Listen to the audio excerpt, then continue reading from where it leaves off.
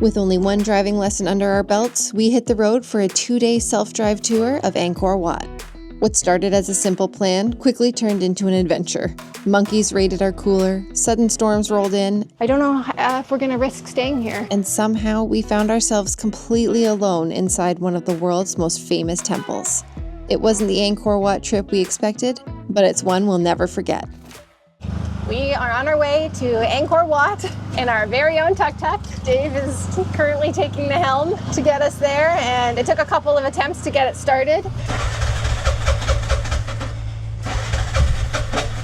It was our first time cold starting it, and I think it took 4 tries for it to go, and then I think the last time he didn't even let it idle. He just immediately started going because we were just worried it wasn't going to stay on and he was just going to have to keep starting it. Nice turn. It's feeling smooth back here. Thanks. So if you saw pretty much near the end of our last video, I was feeling pretty discouraged by the whole thing. I'm just feeling really not confident in being able to do this. And I still am a little bit, but I know that it's going to get better the more we practice, the more we try. But Dave's offered to drive today through Angkor, even though he is also nervous and just anxious about it. And my heart rate is real high. It feels like it's going to stall. Yeah. So I'm just going to give it a little bit of gas. Oh, that was good. Thanks. So obviously we are very much still learning how to do this. So when you hear the engine rev up a lot because we're not changing gears properly or on time, just know that we're aware and that we're working on it. So it should be, I think, like a 15 to 20 minute drive to Angkor. In true Jess and Dave fashion, we originally woke up at 4 a.m. to go to Angkor for sunrise. It's now 3 p.m. and we're heading to Angkor for the first time. We kind of decided that sunrise was just not going to be worth it for us. We're not morning people, as I'm sure frequent viewers of our channel know, and it's just been really cloudy and rainy in the mornings right now, so I just really don't think there would be much of a sunrise. Instead, we're heading a little bit later to try and avoid the peak sun. I think the UV is already down to maybe 5 right now. Earlier in the day it was 9 or 10. We're gonna go ahead and do a couple of the temples this afternoon and then head to one specific temple that's supposed to be good for sunset. We're more sunset people, so we're gonna try that. As of right now, the sky is pretty clear, so I think we have a better chance of seeing a sunset than a sunrise. All right, so I have no experience with driving, oh God. You're good. I've got no experience with driving a manual car, so I've learned everything in the last day. This vehicle slips really easy into neutral, so what it looks like on the gear shift is first gear, neutral, second gear, third gear, fourth gear. It's very easy to go from third into neutral. This is not a machine that is necessarily peak performance, but it's nice because we have no experience, and I feel like you can kind of manhandle this machine a little bit. You can do some rough gear shifts like that, but to open it back up here. Here we go. Look at that, second to third, That was beauty. butter. Yeah. Buttery smooth. Now going from fourth to third to second to maybe first, that's where it's gonna sound like I'm burning the clutch. Probably because we are. Probably because we are. But you're actually doing really, really well today. I actually So feel far, it's feeling pretty really good. good back here. And I do like how in Cambodia, at least, it seems like people kind of take the driving a little bit easier. No one honks at anyone. They just drive around me, Yeah. which is perfect. And yeah, that's my hot take on learning to drive in Cambodia in an hour. Whenever we're leaving the tuk-tuk parked, either overnight or we're not using it for a while, we roll down all of the side panels to just help protect it from the rain and sun and everything like that. So that was the first thing we had to do this morning, was roll all of these up. So I did that while Dave went and got ice, because included in our rental, we got a little cooler.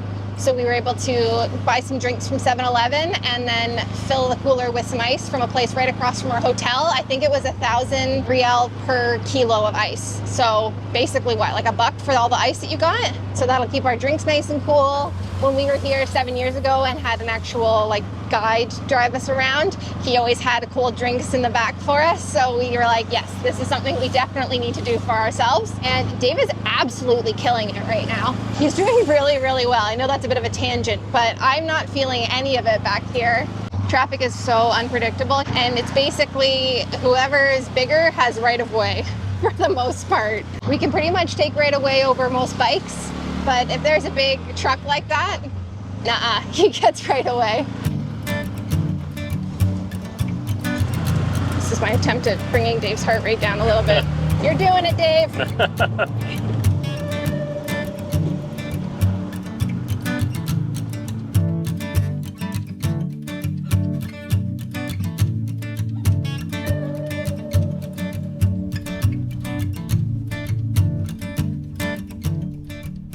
Okay, so my heart rate is incredibly high right now. My watch was giving me notifications that I wasn't moving, but it was concerned.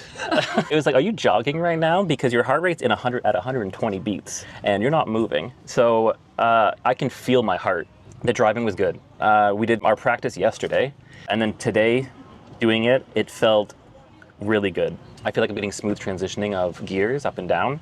Trying to make it a little bit smoother for Jess back here. It felt really good back here. All right, we're here. This should be Angkor. I've got some things to put on to be more decently covered for going into a temple. I think we're gonna maybe grab a drink real quick from our cooler in the back and then head over to the temple. First day today. First day. Okay, welcome to Cambodia. Thank you. Thank you. Thank you so much. We got the 3-day ticket, and so you can visit any 3 days within a 10-day period. So this is day 1, and we're heading towards Angkor Wat. I'm looking at it right now. Last time we were here, we came in April. It was so busy. It was probably because it was the new year around there, so the city was probably had a ton of people in it for the celebration. But now that we're here in the monsoon season, There's really not very many people here at 50 all. other people, yeah. I'm curious to see what it's like once we get inside of the actual temple, but this is pretty great so far. And like Dave was saying, it's the monsoon season, so it's also the hot season. So this is just low season right now. We're just at the start of it. So we figured coming in the afternoon, we might not be scorched by the sun. It's 34 degrees right now. What's the UV, Dave? It's 3 o'clock and it's UV of 4.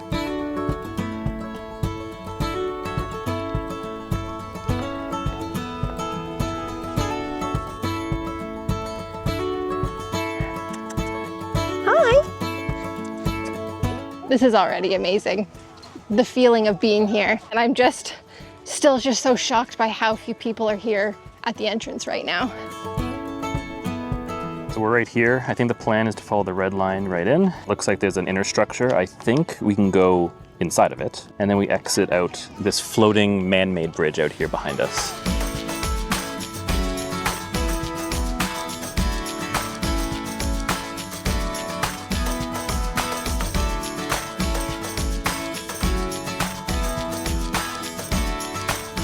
That's where everyone comes to set up to do the sunrise shot. We've done it before, massively covered people, like hundreds and hundreds of people will fit down there.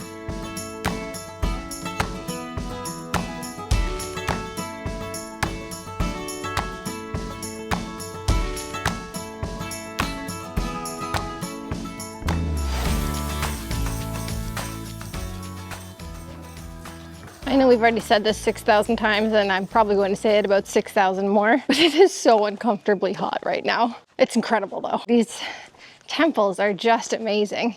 Just how intricate all the carvings are, how much time would have gone into building these. Looks like Dave has found the stairs, so you're able to actually climb up and go into the top. Okay, but not these stairs. That's so steep. Hey Dave. Yo. How much money would you have to be given to run up and down those stairs like 5 times right now? However much it takes to get me out of jail afterwards, I think that's a straight to jail kind of situation. So they've installed some stairs so that you're not actually climbing on the temple, but they look just as steep as the ones we were just joking about. So we've made it to the top. It's quite the climb. And immediately you're greeted by the smell of urine. I'm pretty sure it's just from the bats. Don't look up because stuff is just constantly falling from the ceiling. But also, the view is pretty incredible.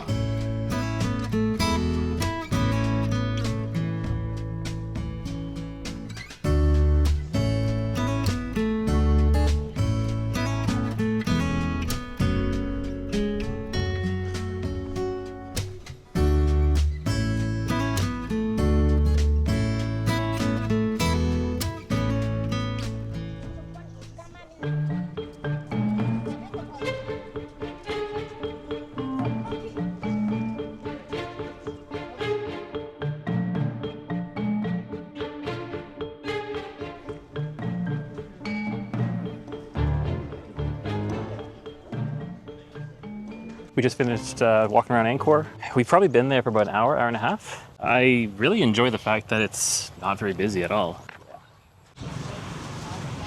The tuk-tuk is waiting for us. That is a pretty nice feeling to just have your own car.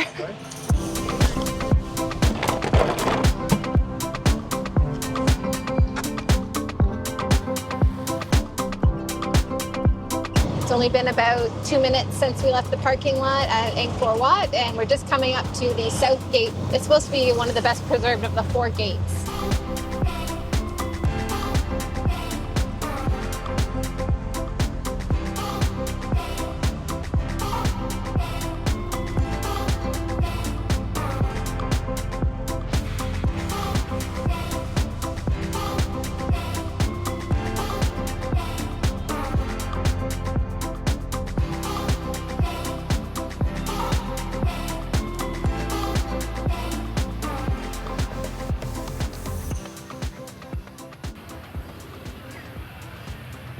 It's 5:15 and we've just come to the next temple, and I think we might be the only ones up here right now. There's nobody else around. No, there's no one. We've already seen one monkey climbing along the walls up here. So hopefully we can mostly avoid them because there's signs everywhere that talk about being aware of monkey attacks. So keep your wits about you, I guess. Okay, I think we might have discovered why the place is emptied out.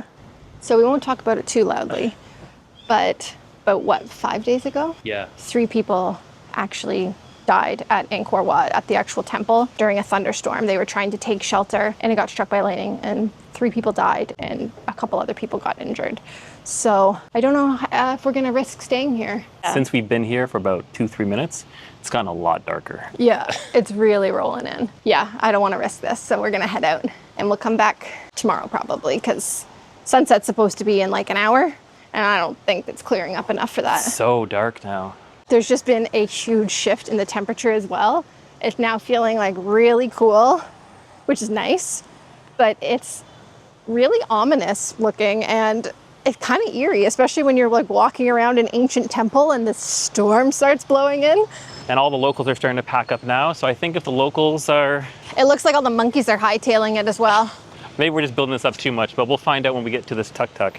All of the vehicles that were here when we got here are gone, and we got here 5 minutes ago. I haven't seen any lightning yet or heard any thunder, so that's a good sign. Hopefully we can get back before it starts absolutely pouring, because I'm sure that's not going to be fun for Dave to drive in.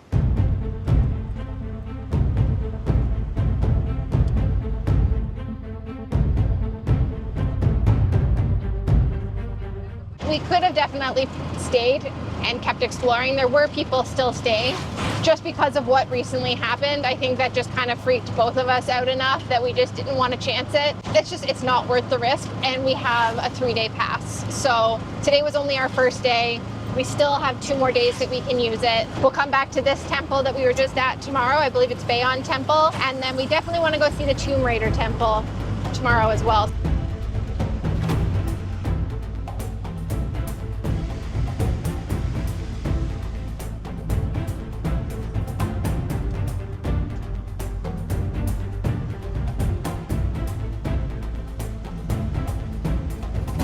So it's good that we ended up leaving pretty early from the Angkor site, because we got back to the hotel and then the power went out.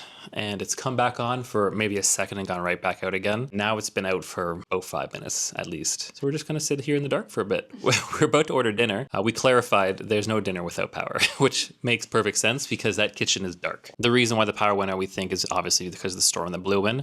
It's really windy outside right now. Luckily, our hotel had a generator, so we were able to have some dinner before heading to bed.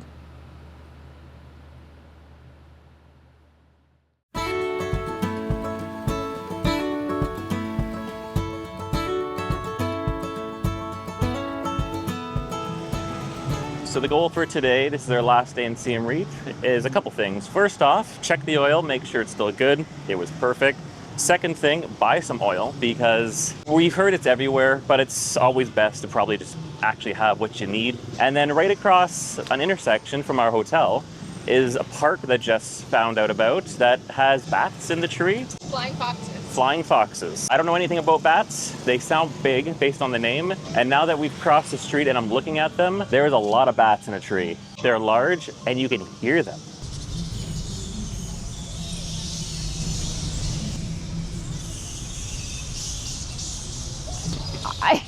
I don't even know what to say. This is so bizarre to me. I picture when like it's daytime that bats just go hang out in like caves and dark places to sleep, but they're still flying around and they're making lots of noise. And there's just like thousands of them. And there's not anybody else here that seems to be interested in what's happening. I don't know why this specific area, these specific trees, like what it is that brought them here. I'm gonna have to look it up because this is just wild to me. There's so many bats.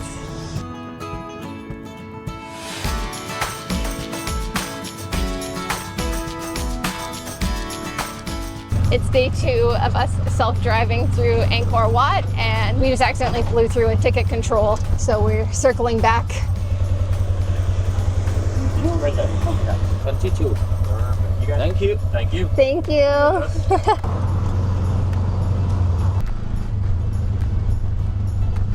So that's the south gate that we just went through behind me. On our way back to Bayon Temple. It's the one that we left last night when it started getting stormy, but it's a beautiful sunny day today. So we're looking forward to getting back to it.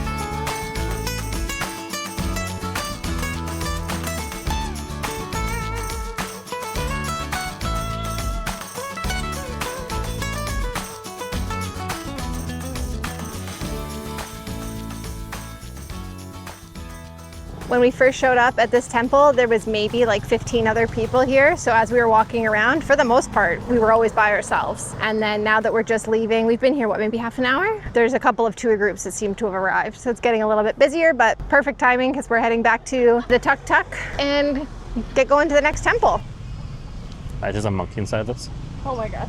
Turns out monkeys had been in our tuk-tuk, and they left some proof. Maybe hard to see, but this is a palm print, and you can see a thumb and a finger pad, finger. What's funny is they opened and drank half our water. They opened and drank our Kari Sweat, which is an electrolyte drink. They opened and drank our Gatorade. Didn't open or touch the Coke. So I guess they don't like carbonation, or I don't know what's going on, but I completely forgot. Monkeys are just way too smart for their own good, or for my good, I guess. Now this place looks like it's been trashed. So I guess we'll go to the next spot and then we'll see what's what. We're gonna have to like hose this thing down or something. So many handprints everywhere. Oh my gosh, I just can't believe we didn't even think about the fact that the monkeys would do that they would very easily open a cooler that's not locked and has sweet drinks inside of it. They're too smart. They're just too smart. So lesson learned. Anyways, we're on our way to the next temple. I think we've just got this one and then probably one more temple after it. We're not on like a marathon here. We're just taking our time, taking it easy, the way we typically like to do things.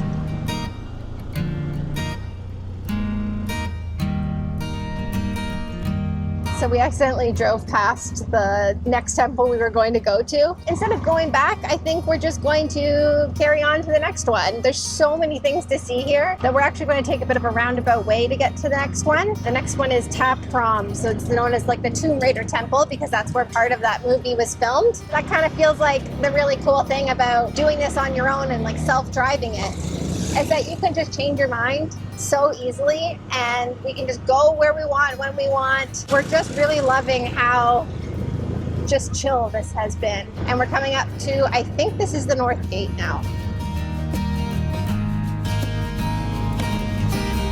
Dave's got his GPS going so he can see when there's temples and water features and stuff coming up. So he'll just announce it like he's the tour guide. I think he's having fun now. I am.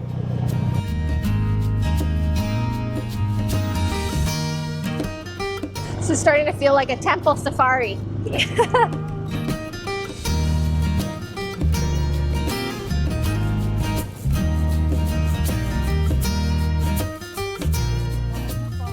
We've arrived at the famous Ta Prohm Temple, and it has a tree that's growing up around the side of it or through the center of it.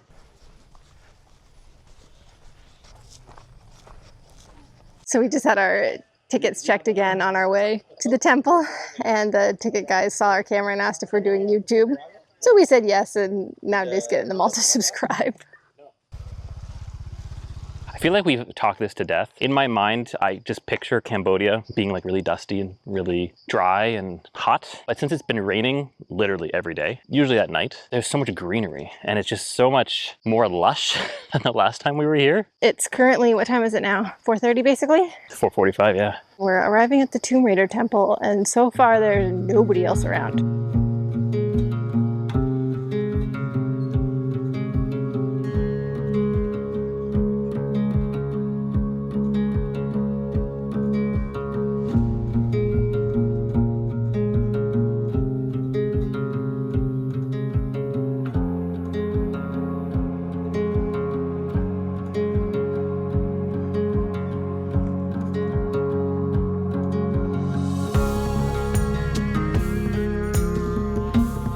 Okay, I can see why this temple is the favorite, beyond the fact that Tomb Raider was filmed here.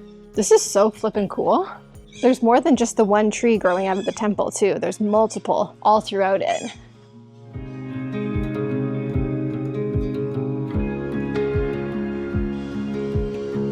So it's probably pretty hard to see the detail of it, but I was wondering what these things were on the branches from pretty far back when we were walking up. And Dave just realized that they're bees' nests. There's just thousands of bees up there. It's wild.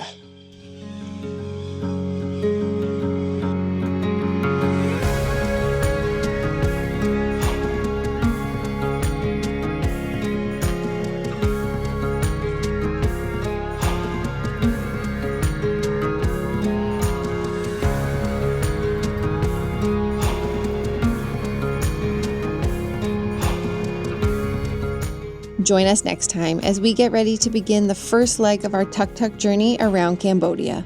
But when one of us comes down with typhoid fever, our stay in Siem Reap ends up lasting a bit longer than planned. If you enjoyed this video, don't forget to subscribe. Thanks so much for watching, and we'll see you in the next one.